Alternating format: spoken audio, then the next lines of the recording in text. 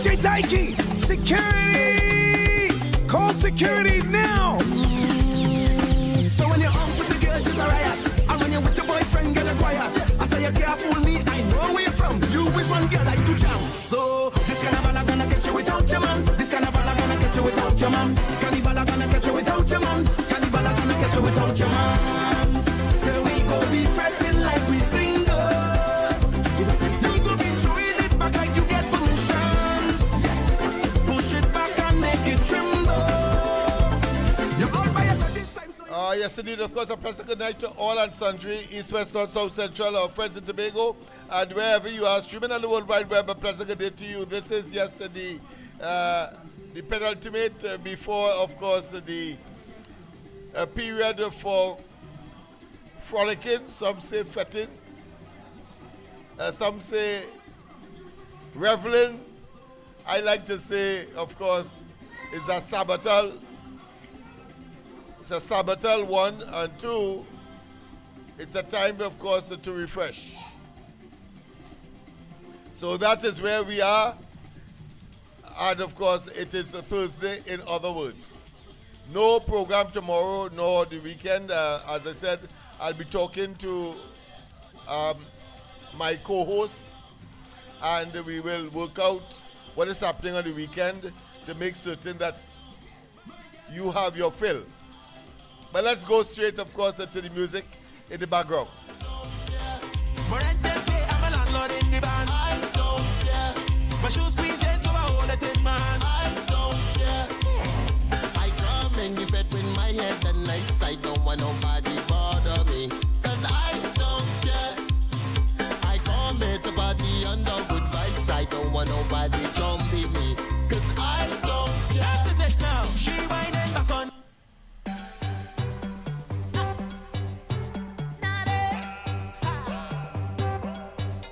You should have known you shouldn't mess with me this hour of the night. Oh yeah, I get bright, bright. What they calling me? My nickname is Corbin. Oh, I get that name. Cause I just keep him up. I always keep him up. Cause I just keep him up. I always keep him up. I swear. What they calling me? My nickname is Corbin. Yes, people, of course. Production tolerance is still a fundamental principle for every Trinbagonian. All hands on deck. We need to be able to bring Trinidad to the point where all of us can feel comfortable and that prosperity can be the order of the day. But until that point is reached, we must not relent or feel complacent or satisfied. Yes, we must. Especially now, where the situation globally, regionally, is so critical and will affect, of course, our existence.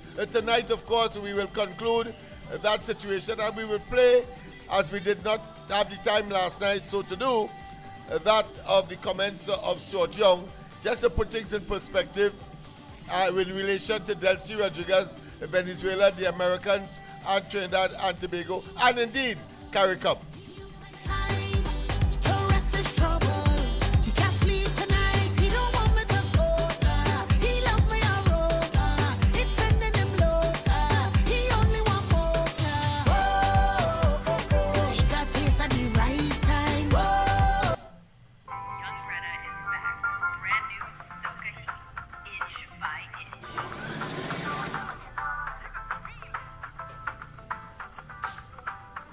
Be sure to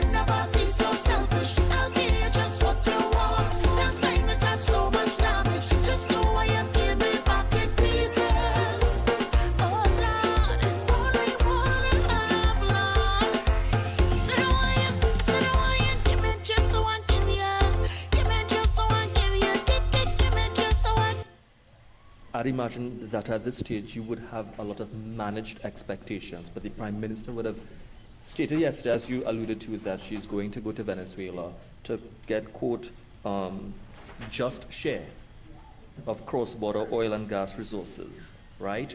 And again, I preface it by saying managed expectations. What is your whole outlook, or perhaps your expectation, given what has been said? Just you recall that over the period 2016 to 2025, it was numerous trips that were made to Caracas. I mean, they used to make a mockery of it. The same Kamala Prasad, Bisesa, and Munilal, the number of trips that were made. One trip, make it nothing. My concern and the concern of the People's National Movement on behalf of the citizens of Trinidad and Tobago is that if you are not sitting at the table from the word go and managing that process, which is what we did. We weren't there as a bystander. We were there directing the conversations, directing the negotiations, managing it all. They're coming to the party way late. They're coming to the party at the cleanup stage. They are failures. They're incompetent. So my managed expectation is that I hope that Trinidad and Tobago get something, because I also know how the multinational oil and gas companies operate. And the fact that they have been over there doing the hard and necessary work, managing the relationship without Trinidad and Tobago at the table, has been something that we have been concerned about and raising for months. And we only raise it because we're concerned for Trinidad and Tobago. Because we could sit down quietly and say, look at them making a mess of everything. But one visit, and this coining it as a diplomatic mission, yeah, you have to go to a diplomatic mission because you're persona non grata. You've insulted the president of Venezuela, Delcy Rodriguez, for years, including as the leader of the opposition said, call her a narco trafficker. So there's a lot of diplomacy you're going to have to engage in. I want to ask the same question in a different way, because it's the same question I had. And I think this is what Jessie was more alluding to. She said the word just share rather than say she's going to get more. Again, that just shows the incompetence. Just share is what you negotiate. What we had negotiated into 2 licenses, the 30-year license for Dragon as well as the 20-year license for Coquina Mannequin, have formulas. But none of them have the competence. None of them understand the sector. So what just share means, you don't get just share from the owner of the gas. So that in itself is insulting. And they're insulting the people of Venezuela.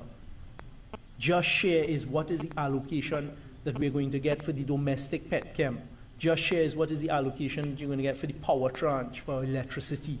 Those are the things that we were always conscious of and engaged in and managing the discussions, because left up to others, they will take all to LNG. Because that's for their shareholders. The shareholders of Trinidad and Tobago are the people of Trinidad and Tobago. So just share, just the use of that language shows the incompetence and that they're completely out of their depth. Yes, indeed. Well, how do we analyze that statement that was made, or the responses to the question that was posed to Stuart Young, in the context of the fact that the inevitability of the gas being mined and directed to the existing LNG, or should I say gas facilities in Trinidad? How do we reconcile, how do we analyze that statement? Well, first and foremost, we have to look at other things that he would have done subsequent to that statement, because he went to Venezuela and line up with Delcy Rodriguez. That's the first thing. But let's go to the calls, and then, of course, as we normally would give way, let me just make sure that we are in sync with... Lennox, are you here? Are you hearing me? Are you hearing me? Are you hearing me now? Hello? Oh boy, let me make sure that what's happening. All right, okay, just a moment. Are you hearing me now? Right, beautiful. Okay, good. For a moment there, I got a little uneasy, but go ahead, yes. All right. I look at a glimpse of, and I saw a video all over the place on Stuart Young and his seating arrangement on the meeting, or what you call it, a Yeah, Republic a State report address. on the Republic. Just imagine that. That sounds like a government exercise, but I suppose it was Right. designed to deceive. So go ahead. But it was not. People, it was not. But go ahead. But listen to this. He was back, so he was a persona non grata in the PNM meeting. Yeah, he was for the purposes of that meeting, he was a backbencher. A persona non grata. But the other thing is, you know that a fella named La, I, and a Ram fella, I see them. Well, you know, opportunists usually find themselves in a short-lived situation where the shelf life of an opportunity would have been dampened and dissipate, and so they too disappear. So don't be All right. surprised. Yeah. My substantial pointed it. I sent you a clip. I don't know if you open it and you I'll look check at it. No, I have not. I have not. All right. This clip is about an appeal court judge by the name of Nolan Barrow Uh-huh. leaving the Court of Appeal, and it looked like a couple of people debating for him to probably be elevated to get a work in the CCJ. Okay. His farewell utterance speech was very, very incisive, and it gave us an inside story how the judiciary basically performs, the working judiciary. And it focused on two cases, but more important, one case he went deep into into the deliberation of it, and that is the 1990 coup amnesty court matter. All right. And what he said in the Court of Appeal, it had three judges. Two of them basically validated the amnesty and said it was good. One of them was a dissenting judge by the name, I think, is Hammersmith, Roger Hammersmith. You know, when that went to the Court of Appeal, now the Privy Council said the amnesty that these two appeal court judges in Trinidad and Tobago were wrong. They say the amnesty Was valid. was invalid.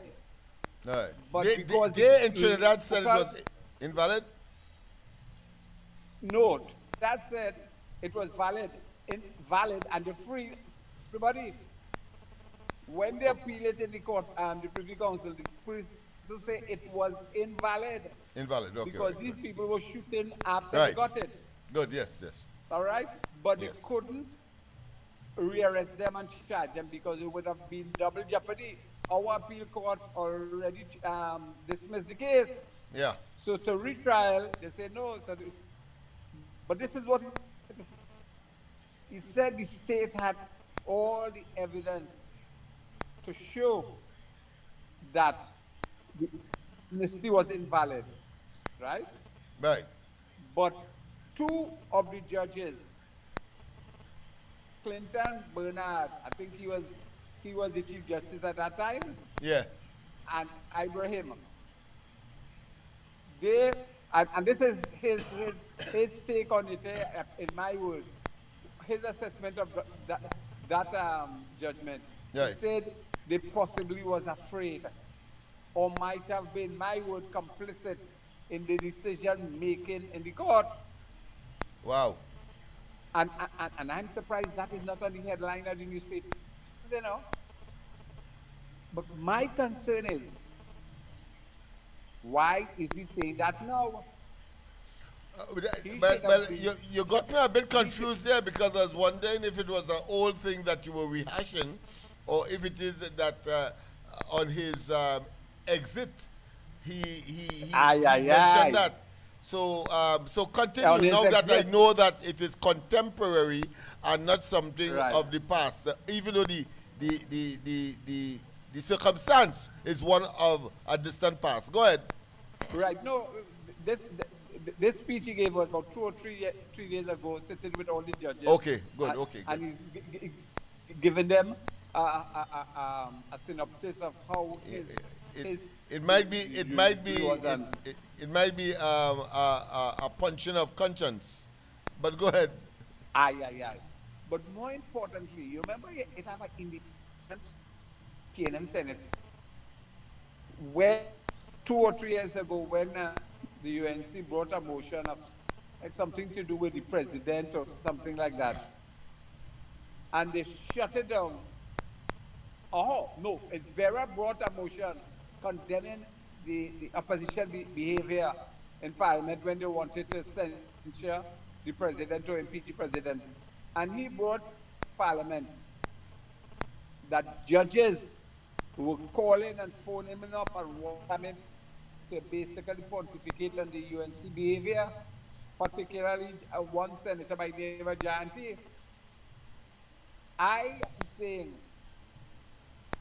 this Court of Appeal judge who is going now, why didn't he raise an issue about those judges? Because what he's telling us, the judiciary is compromised. And if you know what go to track to use, you could probably get a judgment in your favor. Yeah. As he said about those 2 Court of Appeal judges, he said they were afraid or they might, will be complicit. Mm-hmm. Because those 114 who are freed, look what we have been getting from that. 124 murders in 2024. I'm not saying it's same people, but the fruit does fall far from the tree. And because of that precedent, elements would follow suit. So because there's precedent for persons who are so inclined. I hear you. Yeah. And there is a school of thought. Those 114 fragmented into many gangs in different areas. Yeah, because they now believe that they are law unto themselves, having escaped, of course, the hangman noose, if you want to call it that, or having escaped Right. justice. And as we only have news, I believe the Ramesh protocol has to for that alleged murder of that police officer, we have to grease the gallows, and I see a death sentence was passed on a guy who killed his wife and his little 3-year-old child. Yes, toddler. I think we should use the Ramesh protocol and bring them to justice within 5 years. Ramesh do it in 3 years. Yes. So we have a protocol and we know what to do. And I sent to you and we did, because that is thing we could discuss. I certainly will. Tomorrow. Yes, I certainly will. Okay. On Monday for me. And probably Sorry, tomorrow on the ground report. I hear you. Because we have a double whammy, so to speak, double opportunity. Yes, indeed. Well, of course, that is very interesting information that was brought to us tonight. But I don't want to focus there tonight. I want to conclude that scenario, as I said, with Stuart Young, the then government, of course, the Delcy Rodriguez, and the Maduro Venezuela connection and or regime, the Americans' intervention, and of course the new government that took office in Trinidad on the 28th of April when they won the elections. I think we need to close that up, because here it is, Stuart Young is saying that they don't know anything, they are neophytes, and that they are unable to negotiate Trinidad and Tobago's fair share of the gas that is under the ground or below the sea, because is marine environment in which they have to to engage, but at the same time, you have a seabed, and that has to be penetrated or drilled in order to get the gas. But I came across a piece of information that I think I would share with you, and to show you how opportunistic people like Young is, and that is why he probably was persona non grata in his own party when, of course, Exercise dubbed a report on the Republic. Big talk, high, is almost grandiloquent language in terms of the appellation, in terms of the theme, but at the end of the day, really, it shows that there is nothing sacrosanct, nothing sacred about the PNM. It's a bunch of opportunistic, dunderheaded, duncy individuals who believe that somehow they could hoodwink the population in perpetuity and get into office and then, of course, pretend to be bright. But that is what it is. And that is what it has always been. Rowley no guru, political or otherwise. And I was fortunate to emphasize that fact today on the ground report, because I had cause to reveal or to share a piece of experience that I would have had when I was in Form 3. And all that time, of course, I would not have known what the PNM was all about. Because at that time in Laventille, PNM and government was synonymous. Why? Because when you put on your television and you see them in the parliament, they engage in what we know today as ambush advertising, where they put on the tie with the balisé on it. And if you are not careful, you would doubt that the PNM is a political party just as UNC and just as my own party love and anybody else's. You wouldn't believe that. Because they sit there as ministers and as parliamentary representatives and in control of the government, and they sit with their balisé tie watching, or put another way, the television cameras watching at them and beaming it to us, and therefore conditioning our minds to suggest that when voting time, it's only the PNM you could vote because you see the balisé there 24/7, and of course perennially, meaning that almost incessantly, you're seeing them. Ambush advertising they were engaged in. But of course, over time, the late Pandey and others were able, of course, to get under the skin and to make the people realize that that is an unsavory, a most, what I consider to be immoral, unethical way, and that they will really engage in the promotion of their party and, in a real sense, trying to make it look as though party and government is one and the same. And you would understand why so many people got caught up, brainwashed in that kind of what I consider to be despicable political hatchet job that many who ended up getting work whilst the PNM was in office and ended up being PSs and of course managing significant parts of the public sector, they then believe they have an obligation to the PNM. And Rowley and others were able, of course, in contemporary times to exploit that. We saw it in different ways. Even the judiciary, as the caller rightly said earlier, from their conduct and from any reasonable person's observation, would have fallen victim to that kind of what I consider to be deplorable and egregious and opportunistic and self-serving political ploy.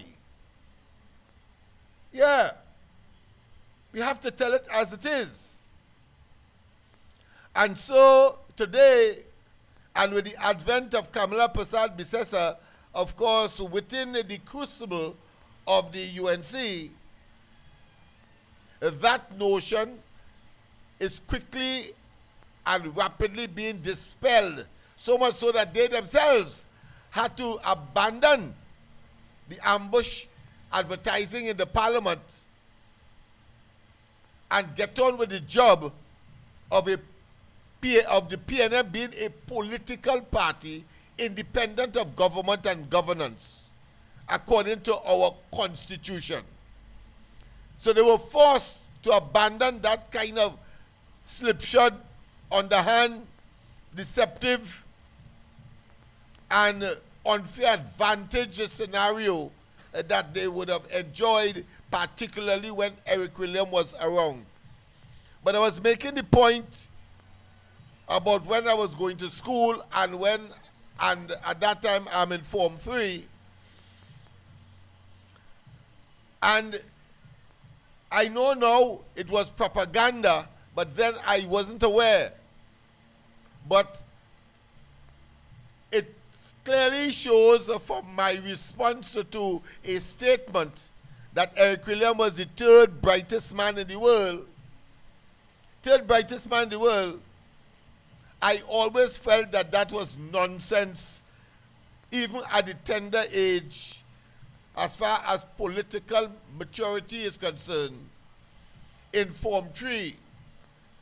And when my colleagues told me that Eric William is the third brightest man in the world, clearly they were reading from the book, from the utterances, from the brainwashing and the intellectual insult that statement by itself would have brought to the parents of my then colleagues, or my then peers, if you want to call it that. Yeah. So I asked the question,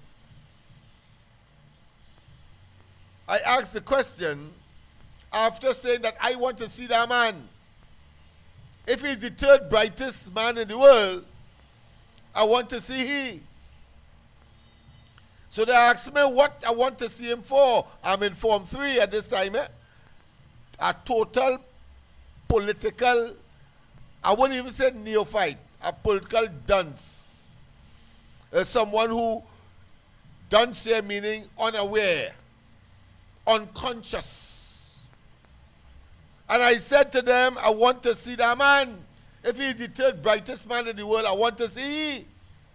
So they asked me what I want to see him for. I said, I want to ask him one question.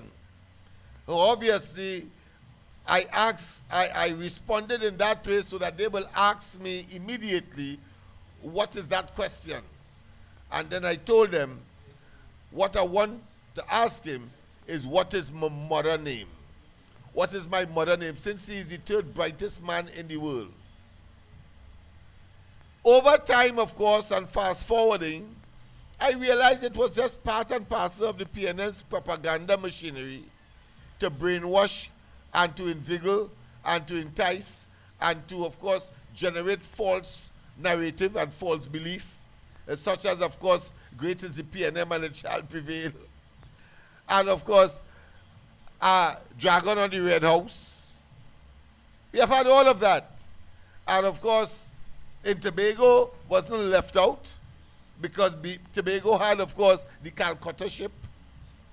And, of course, throughout, whether it's Eric William, right up to Rowley and this fella called Young, you see the racial undertones to suggest that somehow the Africans are either at disadvantage, or that the African mustn't allow the Indians to get involved in politics, or the Indians should stay out of politics because of the description because of the maligning. And we only did that for all of 10 years.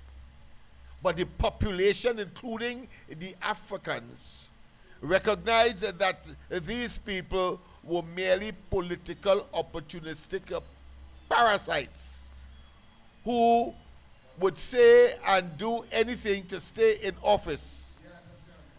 And some people even started to call them a cult. But no, they are no cult. They are no cult at all. It's a group of people who deliberately attempted to brainwash and to condition people so that they will get the political benefit and stay in office. And as I like to say, to do us evil. What to stay in office to do us evil. And if there was a cult, then I had to look at examples such as Jim Jones in Guyana, and of course the Davidians in Texas, where a man was able, in the case of Jim Jones, to get people to drink poison, and in the case of the Davidian in Texas, light the whole building on fire, and everybody remained in there and died. You see, because nobody, in other words, if Short Young, Penny, Rowley, tell a man, go and throw yourself off a rock because the inevitable outcome is the loss of your life, man, they will cost them stink. Cost them stink. So it's no cult. It's no cult. It's a small group of individuals who decide that they will exploit the vulnerability, particularly of those along the east-west corridor, or who have been told that, listen, them Indians ain't good, and that we will take care of you. But the experience has been that taking care of you, as Archbishop Burke correctly and poignantly and of course appropriately described the relationship as one of a hostile one, as one of a brutal one between the African community and the party called the PNM and its leadership. And notice that they always come up with an African leader to symbolize that somehow they are for the and therefore are in support of the African. That is what they do. That is a symbol. That is a sign. That is an indicator in support of the narrative that they will give, that the Indians bad, and that we are the ones that should be rightfully in charge of the country because the Indians are thieves. While they are allowed by the very Africans that they have brainwashed, yes, brainwashed, to go away with the ham, lamb, jam, the spoon, the pot, the stove, as we have seen in recent times. The previous 10 years, that 10 years in particular, but the periods before that under Manning, same kettle of fish. But I say all of this to bring to your attention that whilst they are telling us that they are the black man's friend, the African man's friend, and over the years have manipulated or gerrymandered the electoral boundaries so that about a third of all of the constituencies in the country of the 41 A third will come from the east-west corridor, where the African community settled predominantly. And therefore, over the years, they were able to win elections. And in the recent past, even by 1 or 2 or 3 seats. But once they get into office, they then get on as though they got a handsome mandate as 26 or 28. They could hardly, Rowley in his heydays, having told the story about Indian government, the partnership government between 2010 and 2015, that they conspired to kill a journalist and that they engage in all kind of immoral, illegal, and politically unacceptable actions, that you, the African community, must pinch yourself and get them out of office. And even in those circumstances, Rowley was only able to get 23 seats. And by the time 2020 came around, he got 22, one less. And all that time, at the local government levels, we saw where there was a even scenario, where there was equal amount of the corporations for the UNC as there was for the PNM, but the PNM always dominated at one point in time.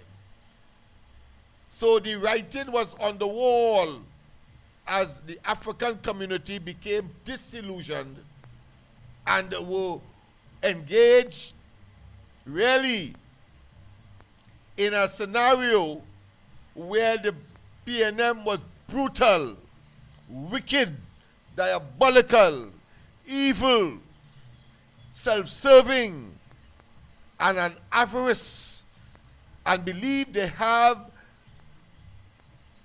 control and own the treasury of the country. And then the creme de la creme,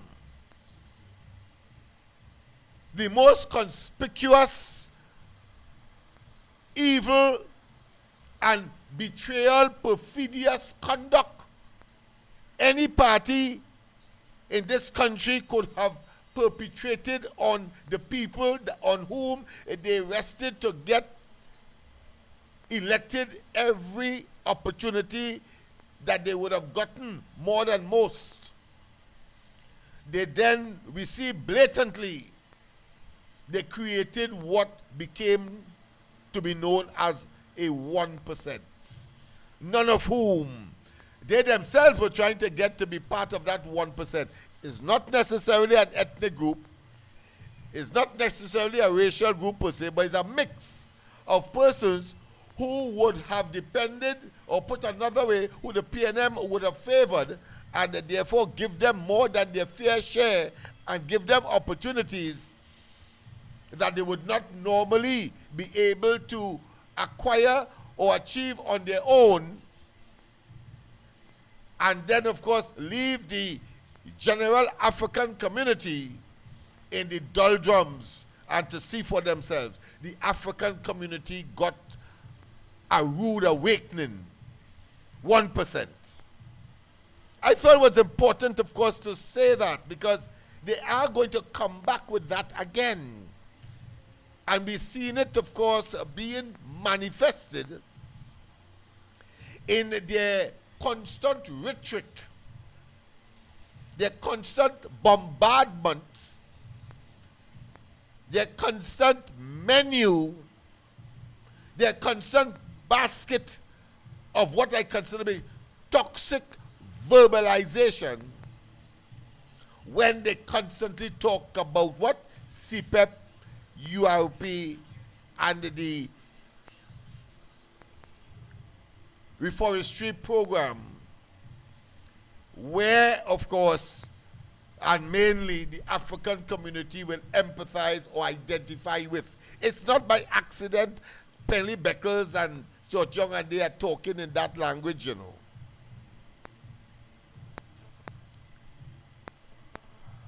In that language. No, it's not by accident.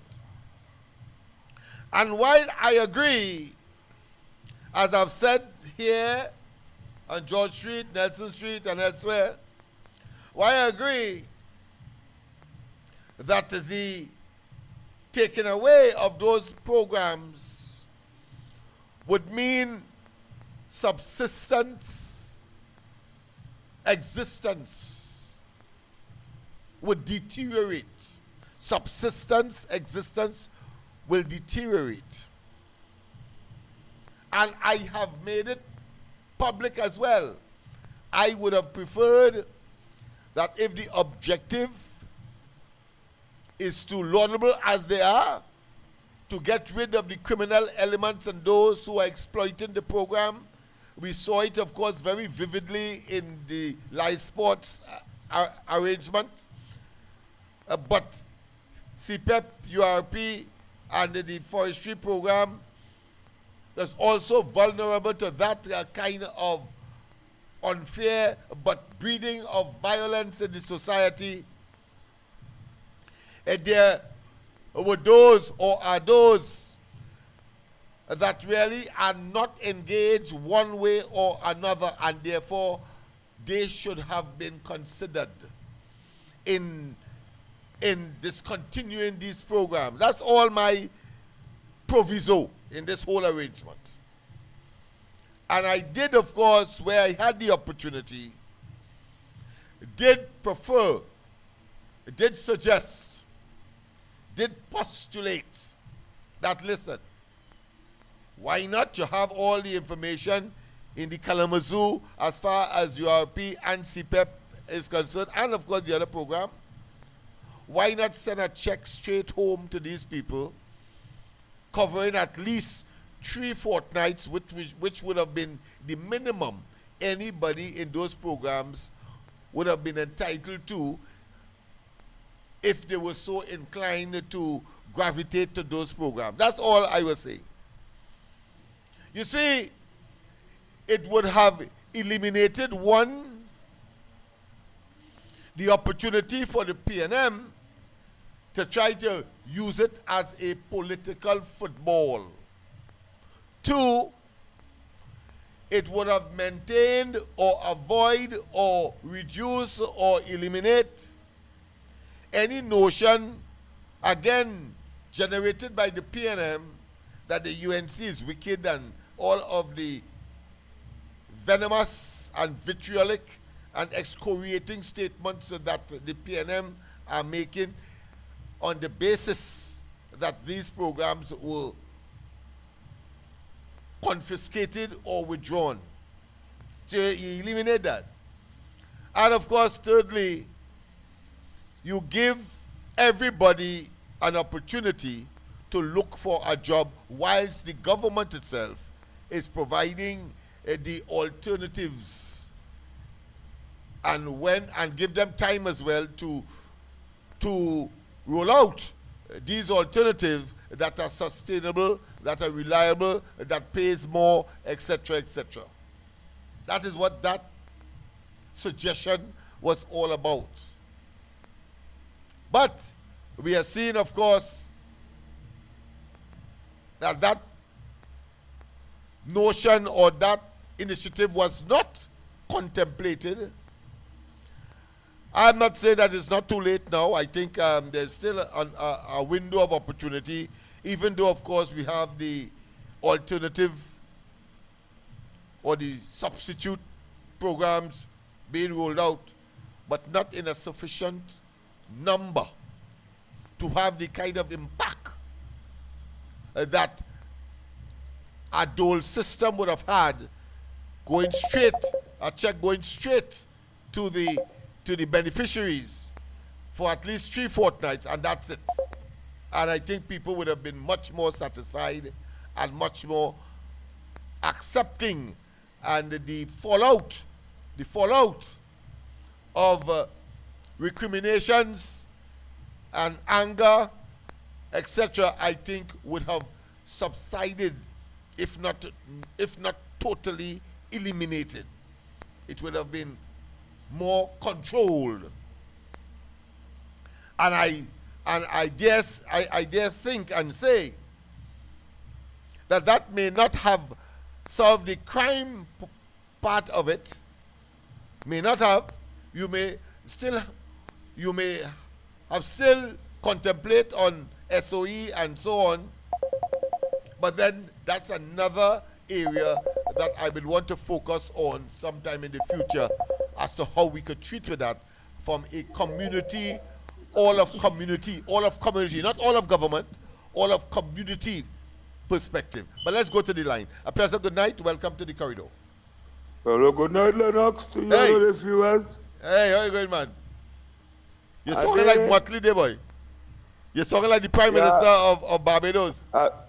Yeah, listen to old cassette and any song, 84 song.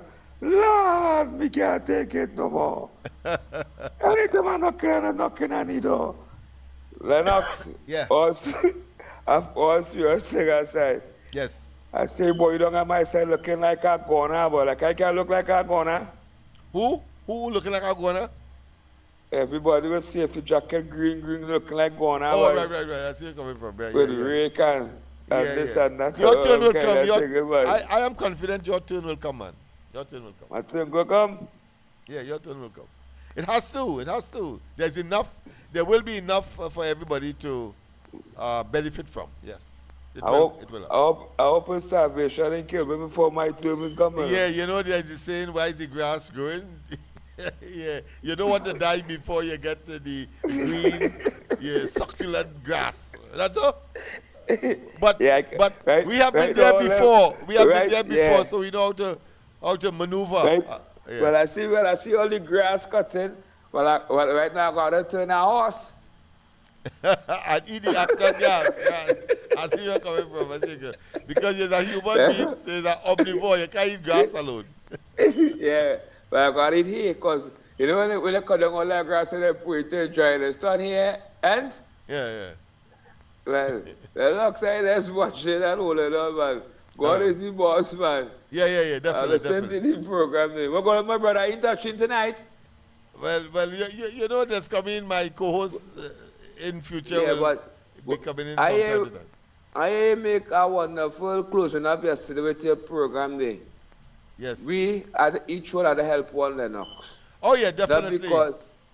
Not because they get a little position and you have a little say, you can still help, you can still you know the true fighters and you can put things in place and make up for like the benefit we fight and toil for. Because I watching the really and truly Lennox, like all our fight and bonfire. I mostly see like PNM people steady and drinking and benefiting. You know? Yeah. They are stepping them with open arms and giving them opportunities. You know? We have to be real. You know? Yeah. Because there are people I know who say they cost my honorable Prime Minister and say the worst. Yeah. And the plane that I know they don't that them must PNM until they're dead. Yeah. Because the change in jacket, you know, Lennox. Because you know they're coming across. But the honorable Prime Minister watching them, you know. That's right. That's right. Now I'm going to say that she said that she's conscious. She said, I see you in my presence. She said, I see you all right now. All of that talk she talked Saturday. Yeah. Because I know she said she busting head and don't forget people who have put all of them in office. If she talk about soldiers like me and you and other soldiers who she know wasn't in living here for the last 9 years plus fighting. When they're coming out, they're saying, you're coming and begging and this and that. Yeah, and I wonder why would somebody say that when they should be actively looking for something for you to do? Actively. Yeah, you know some is begging in the bathroom, some is sold on a bygone, some is do all kind of things, some is inform, scream calls and sentiments for their own benefit and using activists in the UNC as scapegoat because they might come out and say something politically wrong because when a fella frustrated and angry and hungry, he just get miserable. Me not pay any government, me look up for no handout. I have opportunities, like everybody getting opportunities. Why could handle my still Lennox and Yeah. eat and be quiet and rush my mouth. Quiet now mean eat, you know. So Right. Lennox, I look, so I listen, bless. Yeah, I am familiar with that because we had an encounter today as well in an attempt to try to soften the grass and add some manure to that scenario that my friend has found himself in. But I did mention it this morning on the ground report, and as I did last night, that there could be no more conscientious group of individuals who have literally led the fight. Literally led the fight. Let's not waste time. Nobody could take claim to what the ground report would have done over the 10 years of very little in the doldrums, in the desert. The same, I'm saying it differently, but it's the same meaning that the Prime Minister spoke of on Saturday. She talked about the hard times and the bitter 10 years. And the PNM really handed it out. And therefore she categorized individuals. Those who would have stood it out, those who would have abandoned, and those who would have returned. A pleasant good night. Welcome to the corridor. The corridor transformation. Yes, man. And good night to you, Lennox Smith. Yes, my impending co-host. Yes. I agree with that. And to all the listeners and viewers of the corridor transformation, good night. Lennox Smith, let me give you 10 out of 10. Because I like to give people 10 out of 10. I don't like to give people 6 out of 10. I like 10 out of 10. It's a good thing because if it was like Penny, you better give me 3 out of 10. Nah, that's why I'm going with 10 out of 10. Because the way how you think, according to the programs and them that you speak about, is really when human being think outside the box and broaden the horizon to think about the future of the people and them. And how you bring it across over there is how we was designed to bring it across, and especially to voice your independent opinion. I'll give you 10 out of 10 for that. Because my view is something similar. This is a 3 months contract, right? Right. Could you tell me what is the salary a fortnight? I hear some of them saying it's 2,500 a fortnight.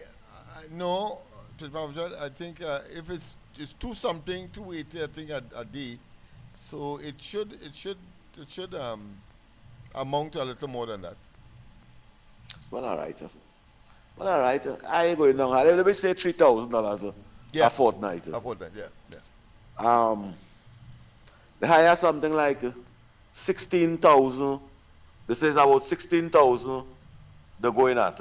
Yeah. Now, although I like the hike in the salary for you go home with more money, you could do more things. You could do more things with that money. Yeah. But a CPEP worker was working for up to 1,200 a fortnight. With that salary that they're paying 16,000 workers. If they did leave that because the people was contented with the 1,600, with the $1,200 a fortnight, you could at least raise it to at least 1,600 a fortnight. And instead of hiring 16,000, you could have hired 32,000. Because what I see is that we paying more for less workers. That's how I look at it. You could have raised the money to 1,500, 1,600 and had 32,000 people working. And the next thing with this 3 months contract, I don't want to be harsh on it, but I must be honest about it. You cannot get a 3 months loan in the bank. You can't have a 3 months contract and go to the bank and say you can get a loan. But you can have a 1 year contract and get a loan from the bank for 1 year. So I want to ask the administration and them, please stop giving the people and them 3 months contract, 3 months contract, 3 months contract. They can't really do nothing with that. They could just get a pay and buy things home and then they can't get a loan and try to give the people them a 1 year contract, which part they could do real business. Not that 3 months contract, because that is what they was giving you CPEP contractors and then that 3 months contract and 3 months contract and all them kind of thing. The workers, when they come in to deal with the workers and them, if you want to enhance the salary and let them go with a better wage, the 3 months contract, then all done away with that 3 months contract and give people a 1 year contract. You know, when you're working, hey, you have a full year. At $3,000 a month. You could do something with that. Stop that 3 months contract and by making people depend on you rather than making people independent. But I like the idea as how the people them get a little more money and all them kind of thing. But when you look at it, it have a twist. Why are we willing to pay more money, double the money for less workers? You could understand the matter talking about it, Lennox? No. I too have been ideating or have been putting my mind to that scenario. You see, because elements of that approach seem to be counterproductive, one. And I will tell you where I have focused.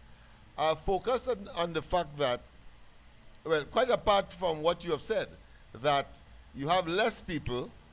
In other words, then put it on the other side, more people unemployed, right? Because you are employing less, even though, and those who get through, let me put it that way, would be grateful for the increase in the wage, right? You're employing less and you're paying more. But you have more people unemployed, right? Comparatively speaking. Right, but the other side of it, and that is something that I believe that the decision makers, I don't think they got good advice. I want to say that. I don't think they got good advice. You see, because I'll tell you this, there is an economy side by side with that. There is an economy, you know, there's an economic ecology side by side with that. What do I mean by that? Well, if you have a parlor or a rum shop or a snack it and you're employing 1 or 2 persons, right? You don't mind trusting a CPEP, well, not a CPEP, but a person who is in that kind of job, because you know when they're getting paid and they're getting paid regularly. But when you're not certain, then it means, therefore, nobody will trust. And that is what transpired, you know. And so, what has happened? You understand what's going on there? The business now suffers. Because they don't have a trust week and a pay week with certainty. See where I'm coming from?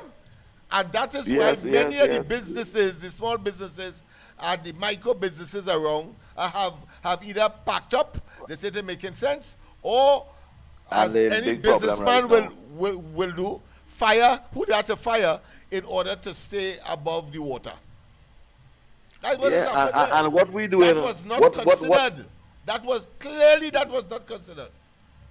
Too many people what I am doing over here. line, and out of these small businesses have either closed down or they have reduced staff. Sometimes they better have a one-man staff. The businessman say, look, I doing everything myself, yes? because I simply can't afford to pay someone because I'm not getting even I know business many. before. I know Go ahead. many. Yeah. I know many food places, breakfast places Right. in the Marabella area crying Right, you and see what I that mean? plenty So, pressure yeah, that's where because I'm coming all from. of them depend on the URP workers, the CPEP That's workers, right. the frontline workers. They depend on that. And when they could sell 10 roti and bhaji or karaili and pumpkin, you could sell in the morning. You sell 3 roti and 4 roti now. Right. So the majority of people you bring out for the minimum wage to frontline cleaning, it will benefit communities. Yeah. But more than that, It will. the business don't mind trusting the regulars because they will have people who is regular. And they don't mind Yes. trusting them on the trust week because they know that every week they come in, every week they come in, every fortnight they pay. Yeah. Yeah. So my question, and that is how it is. obviously, my question is, I believe that bad advice was given. I believe too, and I go in with what KFC meant too. Too much of the PNM people them that we even fight on the radio for years. Today them have more opportunities, more ears, more voice than me and you. Yeah. And me and you. And that, them kind of things.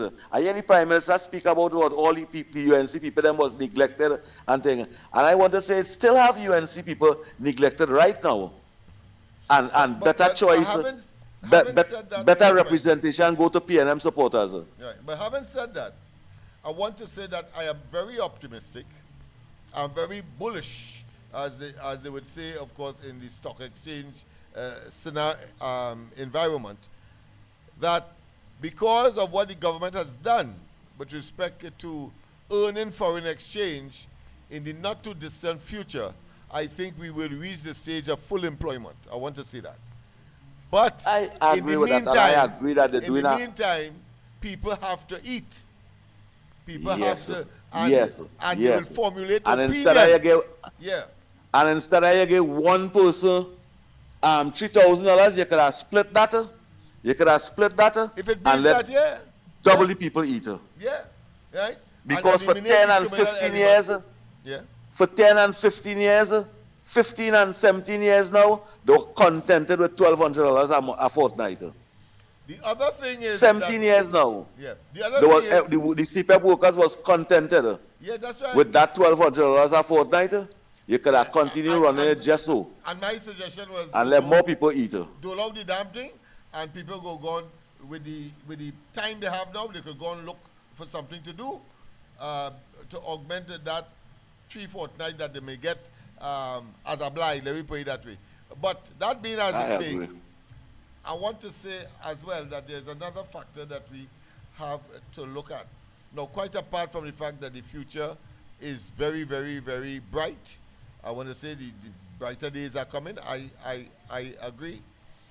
But I don't know the extent to which the damage would have been done, and of course, buttressed by the narrative and the political opportunism of the opposition. We have to always be conscious of that, because this is about politics, and it's about numbers, and it's about the people, of course, feeling a certain level of comfort and comfortableness.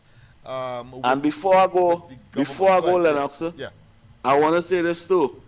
The work that the ground reporter, yeah, Lennox Smith, let me say it, Lennox Smith, Andy Williams, and Mighty K, I see the representation delivered to Lennox Smith and Andy Williams. I see that respect come to most of the activists that call the ground report too. And I think they should pay more attention. They should pay more attention to the ground report, because what the ground report do to ensure that this government stay in office and get all kind of court letter, all kind of court paper. They could not say this and they go in court and all kind of things. People, because I see all they get all kind of protocol letter, live on air, spend money, beg for money, Yes. beg to have a program, go through pain, pressure, and problem, and waterfall. And today, the ground report still running. Just the ground report being on TTT, it shouldn't have been like that. It should have access to opportunities. And that is what they call beyond that, appreciate and within that, yeah. No, yes. You're right. And I'm saying to the UNC now and to the government, show appreciation. Show appreciation to the ground report and to the activists and them that all hearing speaking out today. Today, all should have a team to just contact these activists and them. Contact them and ease that stress and make sure they never have to come on the radio and quarrel again. You know why? Because you all represent them and they are one of you all. They are UNC's supporters. Don't make a PNM. Don't make a PNM supporters that support the PNM for 50 and 60 years. And first time they becoming a UNC, eating, drinking, and smiling, and being amongst all the heads and leaders and them, and the people that who struggling in the vineyard. Today they're crying, tears in the eye, asking for opportunity for the family and children. And instead of we assist them, some of the activists cuss them, call them beggars, good for nothing. But for the past 10 years, they was laughing with them, smiling with them, calling out all in the chat box. Good evening to you, good evening to this one, good evening to that one. Wonderful contribution. Yes, it's a wicked, nasty, stinking, dirty PNM. Today, all I watch them as nothing. Today, some of the UNC activists and them that make it, and not really make it, but they make it 50% and have the airs of the other leaders and them, when they can speak to the other leaders and them and ask, say, hey, our friends that we was camping with you all for years, today they're crying, they want a little opportunity. You can whisper that in the ears and ease that stress and burden and give them that representation that you all was smiling and enjoying when you reach in office. Today all they eating a little thing and all they feel all they have something. All they have nothing. All they maybe have a food in all their stomach and a passage and a $5. That's what they have in all their pocket. But wisdom and knowledge and understanding the blessings of the Creator, and what He was designed to do, you don't have that in your heart. You don't have that in your heart. Thank you, Lennox. Yes, it is. I almost told you, I almost said to you, go to the top of the class, but I would say that to my co-host on the ground report, especially when I want to get a chance to talk. Yes, go to the top of the class, but I don't think I need to do that for you. Because, of course, this is a different setting, and, of course, we ultimately will have to give each other our respective space in order to expatiate and to express. But I said that from the perspective that you were going down a road that could be easily crystallized in two ways. The first is, and you did mention that, but not in so many words, so let me put it in perspective, and that is, there should have been a serious, dedicated mechanism to treat with the activists efficiently and effectively. It's a year and counting. So that mechanism ought to have been in place to avoid and avert the concerns of the activists that have not yet either been satisfied or have been looked at or looked after. And this is not inconsistent, or put another way, it is consistent with what the Prime Minister and head of the party and this coalition of interests identified on Saturday. So that is one aspect. There ought to be, and there is still room for such a mechanism. You can't leave it to chance. You can't leave it that a fella get, of course, an opportunity, and you are hoping that he would identify other like-minded or activists that he may not know personally, but by way of activists may make a recommendation in which, of course, he believes and doesn't believe that whosoever from whom he received the information would set him up, so to speak, or the veracity of it could or could not be questioned, the truth of it. So a mechanism from the party perspective, not the government side, party perspective, should have been in place, because there is quite a lot of outstanding political positions. And the political positions are there to do two things. One, to execute to the letter the policy of the party in government, the UNC coalition of interests. And two, to make certain that the right people are put there so that these policies could be executed to the wider population, to deliver to them, whether it's in housing, whether it is social development, whether it be community development, whether it be NCC, whether it be agriculture, whether it be education, whether it be the Ministry of the Attorney General, whether it be the Ministry of Legal Affairs.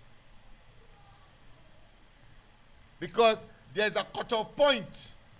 You put your people, political appointees in place so that they deliver to the wider population, whether they PNM, whether they MSJ, whether they PEP, whether they love, etc., etc. Because the ultimate judge and delivery beneficiaries will determine in the 5-year cycle whether you did your job commendably. And therefore, you have to have your people in place. And a mechanism, I know, let me just wait, because there are those who are listening and would say, well, Smith, you should know that there's a mechanism in place. Well, I want to say that I have been told that there's a mechanism in place. I've been told.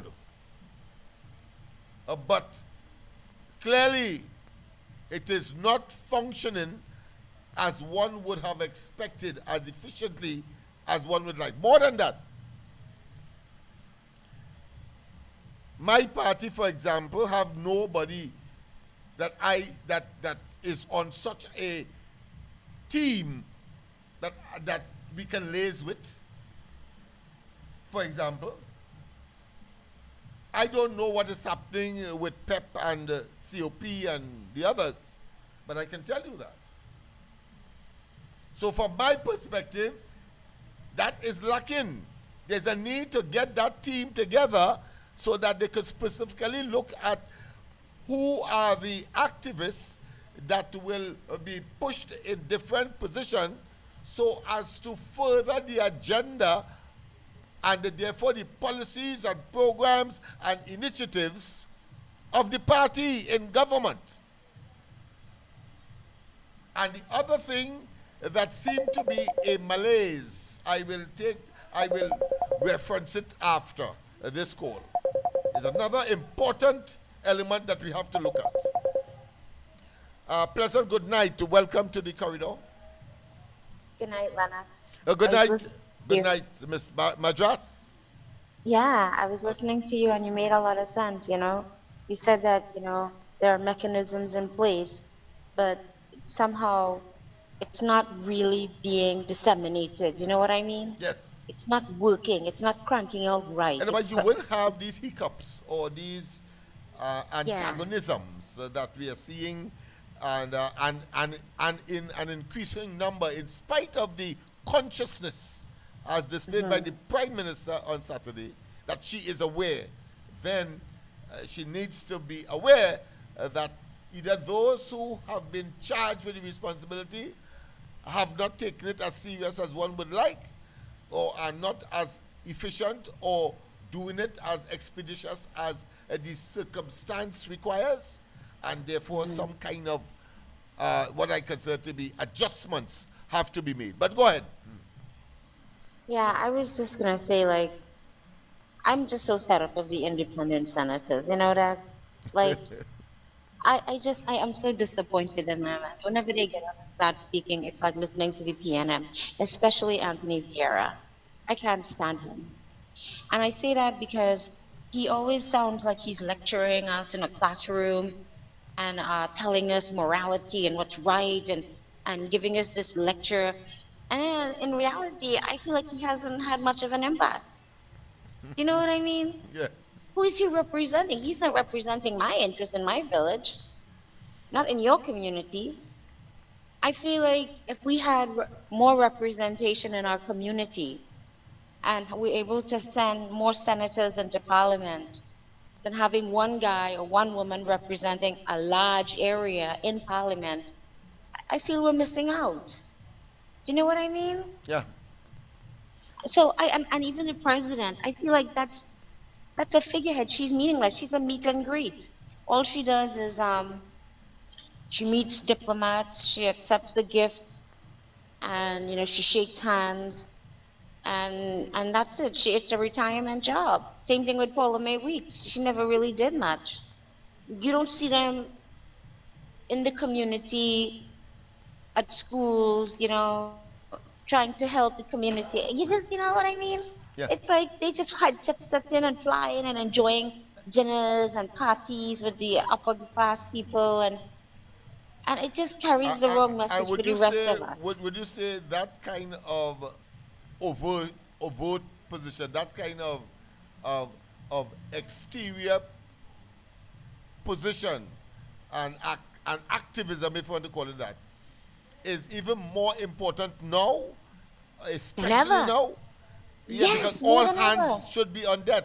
All On deck, influential yeah. arms and hands and heads and bodies should be on deck. But they seem to be, in some kind of recluse state, some kind of We need, hibernation, for want of yeah, a better term. Yeah.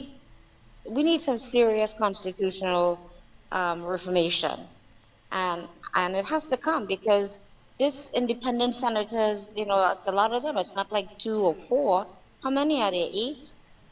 How many independent Independent senators? senators, Yeah, no, eight, I eight thought maybe? Yes, I it think it's seems like around more that. than that, right? Yeah, I Yeah, think it's about imagine, 11. and what, and I think it's about 11 yeah, of and them, what do but they? go ahead, yes. Yeah, Yes, 11, and yeah. they all 11, yeah. have. 11, yeah. Because It's- 6 for the opposition, 11 for them, Yes, and 15 for the government, yeah. Go ahead. right. You're right. But That is why, because of the ratio, the independents and the opposition together is able, of course, to prevent legislation of a constitutional consequence from Yeah, being passed. Yeah, from being passed. That's how and that Zoso bill was defeated. Go ahead. Yeah. that's right, exactly. And I feel like they hurt us than anything else. When the PNM was around and we had Yeah. those independent senators, again, it was just like they were just part of the PNM government, and they still are to this day. And the president is a PNM stalwart, so it's like we're playing this political game and we're not making much progress. But I wanted to address one of your callers was talking about CPAP. And I have to tell you, I when I first came here, I was so sad to see how these people were working. They work in terrible conditions. They don't have the right tools and equipment. Um, they they seem to be exploited, if you want to know what I mean. Like you'll see all these women and guys working, not mostly women really, and you'll see these head honchos coming around with their van and stand up there watching, and then they jump back in the van, and you know. But meanwhile, there's a darker side to CPAP workers, eh? And I don't know if many people listening will understand, but when I say CPAP workers are exploited, there's a one of your callers had said how they could do businesses and give them a 1-year contract and all these things, but most of these people a lot of them who work in CPAP, a lot of them sell drugs to these CPAP workers, sell marijuana, and they'll have their little business going on where they sell juice and water. and they carry their containers and they sell that and they make a side hustle selling while they're working for CPAP. And all of that goes unnoticed. And the other thing too is that there are other guys who work in workers and they have tools and they'll use the same equipment in the private sector. They'll take it and do somebody's lawn or a garden and then they'll get cash. So they're utilizing regional corporation equipment for private use. And that's very common. And if anybody says that it's a joke and it's made up, they're not living in reality. Same thing with regional corporation. And it still goes on, where you have like a tractor or maybe some tools in regional corporation, maybe a backhoe. And usually the workers get to keep it home, to drive home with it. Well, on weekends, they're going to work privately with that. And it's happened. I've seen it. you know, and they'll charge a fraction of what a real person would charge. And I feel like that to me is where you are really running down the country now. Now you're usurping all the resources and throwing it down the drain now, because those equipments, once they are broken, because wear and tear use, then you can't really do anything later on. The equipment is gone, so now the government you have to wait and get more money to purchase more, wait for a tender.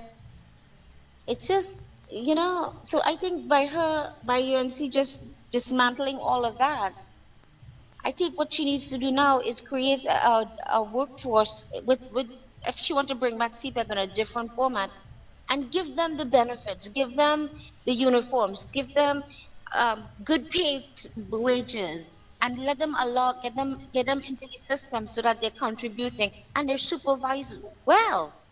If they want to take classes, you have open classes for them, and they have the opportunity to mobilize themselves, not get exploited, and not let it get carried on to the next generation. And Yes. with the CPAP workers, when you watch how they're cutting grass and stuff, these people, when you're cutting grass like that and you're walking, you're dealing with bottles and all kind of broken glasses and all kinds of stuff. And part of that culture is that we throw garbage everywhere. People drive and they throw bottles on the side of the road. Even in my yard, somebody will be drinking beer and they'll fling it over the yard. They don't care because they're drunk. And Well, we of have course, this, that's a function of behavioral and attitudinal and cultural. Because the other day I was right on George Street here, and I saw someone relieve themselves of their saliva, but they spit right in front of the area that they actually walking on. can you Right in believe front that? of themselves here. I believe you. And I remembered, you. I remembered one time that those are Venezuelans. I was told did that when I was doing my studies. And it was an example of cultural habits. So Yeah. So that might be one I'm of those. That is one of those areas. That is a bad habit that needs to be cured. Yes. And I think part of the problem is we don't have bins everywhere. If we had good glass collection Yeah, and person bins, don't mind walking the extra yeah, two, just put your bottles in there, joints, yes, in order to put, yeah. and But if there's recycle none, it. if there's none, If there's then none, of you throw it. course Yeah, the you're gonna throw it right environment- there. the environment becomes the bin. The environment becomes a bit, and CPAP workers have to work in that environment, clean Yes. these dirty drains, and then it's just. I'm telling Yeah, you, it's they're hard it's a workers. A terrible lot of these cycle, yeah. workers were women, and so I feel bad for them. But I wish that we could put them in another workforce and get them working again, and because they did contribute to the economy, they contributed to spending money and helping out. But there was so much corruption within that system that it had to be dismantled, and she did the right thing. Yeah. So, But my anyway, only problem is that the wise, you can't throw away the baby with the bath water. and the bathtub as Yeah. well. Exactly, The exactly. soap and everything. I think didn't have there a good must be backup. some kind of eclectic mechanism Yeah. to extract those who ought not to be punished. Let me put it that way. And but unfortunately, Peter paid for Paul and Paul paid for all. And my next Exactly. point, when you have completed, I will raise to bring or to show that direction that I'm going. Yeah. Anyway, I think our future is going to change now because Yes. um, once OPEC gets, OPEC is going to fall apart, and then now let's see what's going to happen with the oil trade now because they will be setting the prices. But I have a funny feeling the United Well, States as it will be stands calling the now, prices. So both oil and gas, is hitting through the mm, roof. Through the roof, I think it's $117 really a high, barrel. Yeah, yeah, going. and I right now in think is America, a $5 40-year a high gallon, now. A 40-year high. 40 year high. Analysts being of course pronouncing, and I think that is good. That is good for us, as a gas Very producer good. and as an oil producer. All right, thanks very much. Okay, well, take care. You're welcome. Bye. Yes, same to you. Yes, indeed. Um, as I said earlier, taking up from my future co-host position, which he identified that there ought to be a system, amalgam of individuals to specifically look at. All of my years observing politics and actually eventually getting involved, that has always been a concern of mine and has always been sorely lacking when the party, other than the PNM of course, gets into office. The PNM seem to have a mechanism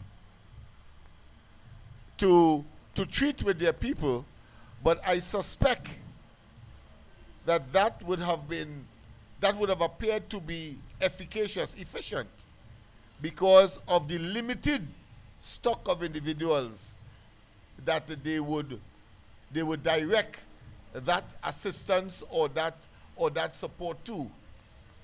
Why am I saying that? Very simple. One man getting 5 and 6 chairmanship tells me that the human resource, as far as the PNM is concerned, when they would have gotten into office, they then emasculate and they cut down to size so that those persons who are left, whether in the inner circle or just outside the inner circle, are the ones that therefore that's a limited number of persons. So it's easy for them to treat with that. But a party like the UNC that talks essentially about one chairmanship or one board per individual, obviously there will be exceptions, but generally that is, because I have not heard the PNM, even though of course the same families and so on, members are getting board appointments. What they have not said is that one man on 3 and 7 and 8 boards, like what the PNM will do. And therefore, you could see that there's a greater effort to utilize the human resource that would have come with the victory and with the propelling the party into government. Obviously, the PNM would have had the same scenario, but what they would have done is have a selected few getting those creme de la creme positions and leave out the rest. So they would have had it easy. The UNC, I accept, would not have it easy because they are more expansive and more inclusive, and that is why you need to get a robust intervention and distribution and acknowledgement mechanism, of course reporting directly to the Prime Minister because of her position, and the party executive or people who would have been designated the responsibility, and of course so public or so well networked within the party that those who find that they were taking long to be recognized could be recognized, or there's a mechanism where they can report and therefore get what is due to them ultimately. I don't think that the amount of opportunities is exhaustive, so that you need to implement a mechanism to curtail the amount of persons that will be seeking political appointment. We're too small for that. That's my assertion. That is my assumption. So that mechanism, I think, coming out from my good friend COP, very important. He has identified it. I have crystallized it. And the other area, of course, is this. And I've seen it too many times not to be concerned. And a report just came out on that very matter that I thought is important to share with you and to share with the decision makers at this point in time. Quite apart from the fact that you can't get in contact with them by phone and so on, quite apart from that. And I understand that because the workload is so overwhelming that by the time the day, 24 hours seem to be 1 hour. 24 hours seem to be 1 hour because the work is still there to be done. And that is partially because the mechanism that I spoke of earlier is not in place to address that, because most of the difficulties, apart from the intrigues and the challenges of ministries, people who hold in ministerial positions and have to engage, of course, in legal, the PS, the staff, and of course the technocrats and so on, and to get them, of course, to get on board in order to deliver to the people ultimately. That's an awesome task. I could see it. But that mechanism that we spoke of earlier, it will ease, it will relieve those ministerial portfolios that are so critical ultimately and so all-consuming that ministers will, of course, prefer to take off the phone.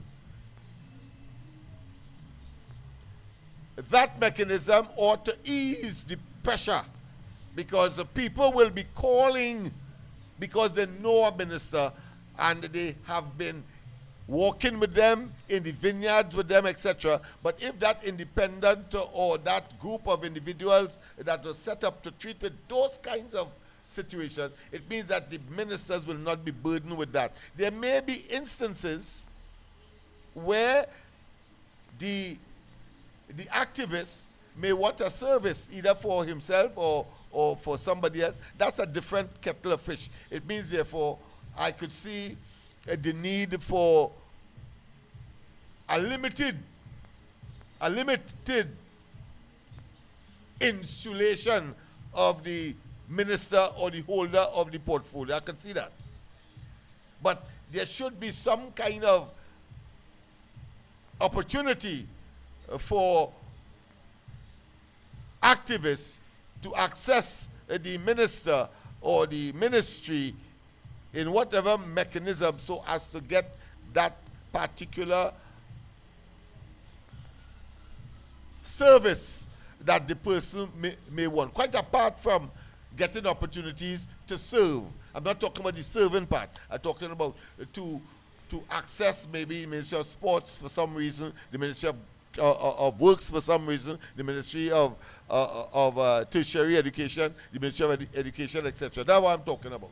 Because you may have a child that has some problem, let's say in school, and you want to rectify that. In fact, I used that to get a transfer for my son.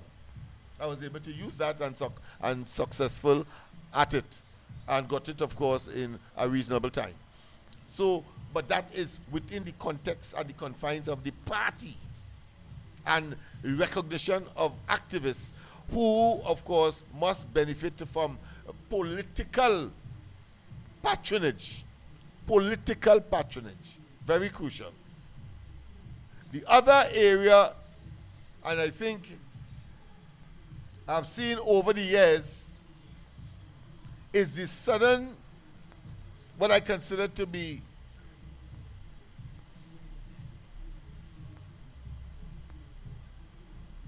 pedantic or eureka moment, a sudden burst of brilliance. A person gets a portfolio, whether it's a minister or whatever, and they suddenly get bright. They know everything. They know everything. And that is a serious, serious failure and flaw. You cannot know everything. Just as how I mentioned in the beginning, Eric Willem being the, of course, a narrative and a construct of the PNM to brainwash and to fool people. He's the third brightest man in the world. That has to be, and it must, and worse yet, when that sudden, omniscient, all-knowing is couched in a personality and character that shies people away, that shoves people away, that gives the perception that that minister or that authoritative figure, whether in a state enterprise or not, is unapproachable. And they may display that in a manner because they would have in their interaction be dismissive, say things that would otherwise be insulting only because they hold the office that they hold. I think they have to be careful. And why am I saying that as out of an abundance of caution? Not that it doesn't exist, because I'm sure it does, based on the report that we had today, that 8 ministers are performing in a nearly 30 member cabinet, 20 something, 25 member cabinet. One has to be careful. You do not know everything. And there are people out there much, much brighter than you, particularly if their field is a specialized one that can impact on your ministry or the entity that you have been given the responsibility to manage. You don't know everything. And while there are advisors and all of that, some people may get it because they're a friend of a friend kind of thing, or somebody respected in the party and they get the job. In spite of all of that, there are still people on whom you may have to depend outside of that ecology, if you want to call it that, to get your portfolio going in the interests of delivery and to the people, because that ultimately will determine whether a next term comes or not. So 2 things: a mechanism within, and of course persons who would have been given that awesome responsibility, that they do so with humility, common sense, and with a sense of compassion for your fellow man. A pleasant good night. Welcome. Hello, good night, Lennox. Yes. When I meet a minister, right? Yeah. And they give me the number. What do you give the number for? To contact them? I have 8 ministers' number on my phone. When you call them, all of them that answer the block here. You call them once and the thing and the block here. You know what I noticed with in this politics job thing in there? You see when ministers and thing when they get in office, they don't answer the phone again. You see the outer office, they answer the phone fast and speed. You don't know, but I want to tell you there's a reason for that. That's what I just explained. The work is so overwhelming. And coming to how I would do it, just as what I'm doing here, I am not in office, but assuming that I get a portfolio tomorrow, a ministry or something like that. Monsieur, I said, thing. You know, Keith Scotland, that was my former MP, right? Right. You know what? Well, you know when I was calling them when them was the free last 9 years in Ansign? Yeah, that's what I'm saying. I make a call, I let Mama Guy think I make a call and see how fast he and send Donna Cox too. Yeah, because your Mama Guy, not because you're out of office. Cause, so you go cause answer. Right. He give me a letter to drop it to Donald Cox, and I meet Donald Cox by the head office by social development and give him the letter with his cut down graph from the Antamata and Gishi. Yeah. But I meet up a young lady. Eh? Right, but I meet up a young lady down there. I see Donald Cox talk to me, Commissioner, man, tell me to call she. You know what I call her? She answer, and she phone, I see she numbers sometime ago there. Right. You see how fast and speech she answer, so you remember me? So let's wicked politicians. We had to go, it's quarter to 10 already. Right, yeah, God bless you and keep up the good work, man. It's people listening, we have to look out for the snakes and rats and them because... I hear you. Yes, indeed.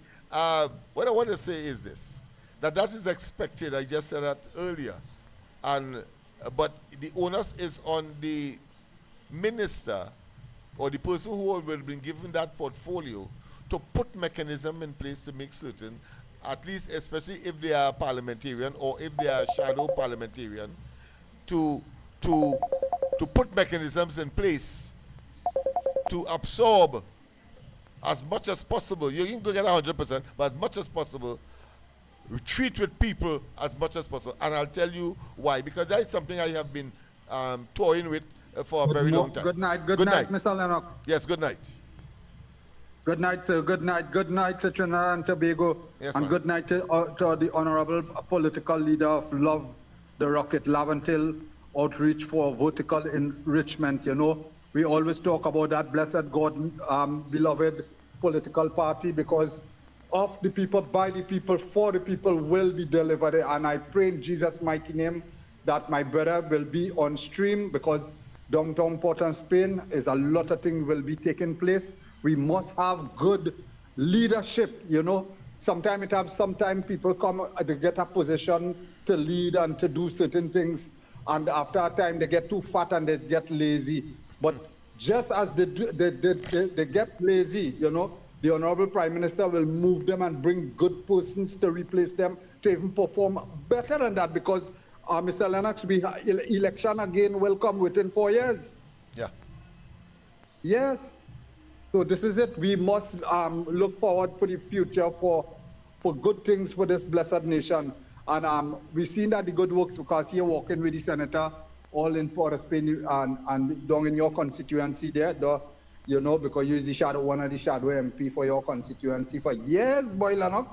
Doing things for the people. I hope the people this time around will get it into their thick skull that I am not where the air is rare, simply because I have not won. If I had won, it would be a different story. I would have been where Roger Alexander is, where, of course, Philip Watts is, and so on and so forth. Right? And, of course, well, Philip Alexander is an exception to the rule.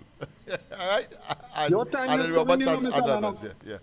God does have, he just chose persons in his blessed moments. And I think the time is here, because this 2026, I tell you, good things is going to happen, right? This blessed nation, we will see magnificent things taking place. And your time is coming, Lennox, to lead this nation. You know, people downtown Port-au-Spain in your area, there, East River, all down that side there, George Street specifically, all down them areas, they will have a good change, because what happened? You is a man of solely off the ground, you know. You know what the people thinking about, what they want, what movements, how to build back a community. Port-au-Spain for 5 years too long, it deteriorate, boy. I don't know why. Look, the parks and them, you can't go and sit down in the park. The dustbins and them full of it. I want to that bottle break, bottle cups, spoon. This is not right. We need good governance in this place like that. I don't know who in charge of the corporation down there or what, but we need good governance, good leaderships in those places. And the time is coming to give them a break, for you to lead and let others follow. Blessed night again, my brother. Thank you very much for that endorsement. I really felt that I was in government already. first, I've been waiting. I remember when Bazio Pandey gave me a stint in the Senate some time ago, when he was alive, of course, and was in charge of the government, well, of the opposition, and therefore the party, the UNC. I remember when I was asked to make my maiden contribution, I deliberately, of course, was hesitant, a bit of theatrics. I was slow to stand up, having been recognized, or having captured the eyes of the president. It was in the Senate, of course, the president of the Senate at the time, and then I said, Mr. President, you would forgive me if I'm hesitant to stand to make my contribution, because for momentarily I thought I was still sitting in the gallery. I've been there for so long that I couldn't contemplate for a moment that I would have been here making my contribution in the Senate. Everybody started clapping and so on and so on and so forth. And then, of course, I started to deliver on the particular bill that was before the Senate at the time. So, so it is not that there is lacking experience or anything else. It's just that, of course, as the caller rightly said, time longer than twine. So therefore, you wait for your opportunity, and when you get it, then I can assure you, full use will be made of it. But I want to tell the people of the East-West Corridor, East Port of Spain, Laventille, and so on, that we are not at the dinner table because the votes didn't go my way. If the votes had gone my way, certainly nobody could have denied us being in the cabinet of the country. That is why Labre is in the cabinet, is in the government. Point Fortin is in the government. Notice that. St. Joseph, and we can go on and on. That is why. And if you know you have a good man, and if you know a man has been there, rain, storm, good times, bad times, and you really want to improve your circumstance, having regard to the fact that he has been doing that with nothing, this very program is testimony to that fact. Then you know what you have to do when the next cycle of election comes. And if you fail to do what is required, then again, you will have no one to blame but yourself if your representative is not in government in the right place. That's all. That's the fact. To whom much is given, much is expected. And I'm saying so in the context, not only that the representative must deliver across the board, but you must also give. You also have a responsibility. And the responsibility is to make the right choice. To whom much is given, much is expected. And you have in your index finger the choice to be made. And once you give that, from the power that you would have derived from the representation of the People's Act or the Constitution, then the elected representative of your choice and willing to work for and on your behalf, that has been doing so without the office, then you have only not just to blame yourself if that did not occur, but do not expect much or as much as if that person was actually in the cabinet or in the government of the country. I've seen people come here and, you know, and they make certain gestures, and I say, well, you know, I'm not in government. Right? But having said that, let me just conclude quickly by saying that I have over the years, I've lectured on these matters as well, that a parliamentarian, they have an office at the expense of the parliament or the state. And then, I think with a few choice words, reading the riot act, they can set up mechanism so that even when they are unable to take up the phone and answer someone, whether it be someone that was active or assisted in the election campaign, or because of your portfolio, somebody outside of your constituency but requires your service, that they could go to that office, reading the riot act, and tell those inside of there, make sure that these people are served. That's all is required. And of course, you put on some sanctions as well, should in case there's a breach of that mandate that you would have given them to serve the people when they come here. These days, you have to be able, I want to see, and of course, I as the representative will now do an evaluation, and you have to present me with all of the outstanding, all of the new, and all of the active action that is being taken to remedy or to solve. So I could pull that. These days we have the technology. That's why I could see you now. You have the technology. So you stay in the office and I could be at home in my bed and somebody calls or somebody from the office calls. I could pick up the phone, I could pick up my laptop or whatever it is and then look at it and say, well, listen, this person should be dealt with by tomorrow, etc., if I have a part to play. That is what we are talking about, utilizing the technology. Don't tell me you can't do that. Don't tell me you can't do that. Put a mechanism in place in your office, because you don't have to pay for it. And of course, you don't have to pay for the staff either. You may have to put something out of your pocket as well, and that should be minuscule for some additional support if necessary. And let's get the job done.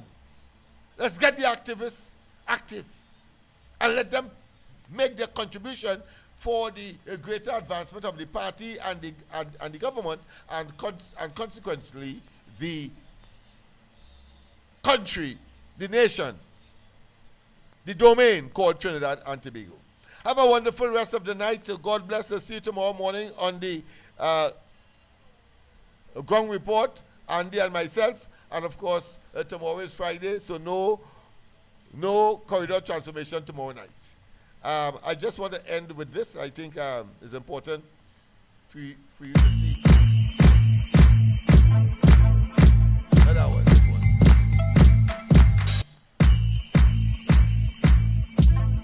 Yeah. In keeping with what I've just said, that you could put mechanism in place to treat with.